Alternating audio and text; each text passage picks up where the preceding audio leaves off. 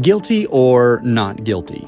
Prussian King Frederick the Great was once touring a Berlin prison, and supposedly the prisoners fell on their knees and all proclaiming their innocence, except one man who stayed silent. Frederick asked him, "Why are you here?" "Armed robbery, Your Majesty," is what he told him. "Well, and are you guilty?"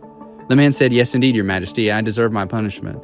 And then Frederick summoned the jailer and said, "Release this guilty wretch at once. I will not have him kept in prison where he will corrupt all these fine, innocent people who occupy it." They say confession is good for the soul, and in this man's case, it was certainly good for his prison sentence length, but it's good for the soul in more than one way. It's not only good because if we confess our sins, he's faithful to forgive us, according to 1 John 1:9, and so it connects our souls to God, but it also brings us deeper into our connection with God in another way, because true confession and humility before God is part of a real relationship with God, where we want to be in communion with Him and not have any rifts between us, versus just a transactional relationship where we don't really care whether we have much connection with the person. We just want Him to bless us and then leave us alone. And that's where we are in our 24/7 Connection series, and we'll be looking at connected through confession, and we'll be looking at Psalm 51, which was most likely written in the aftermath of when David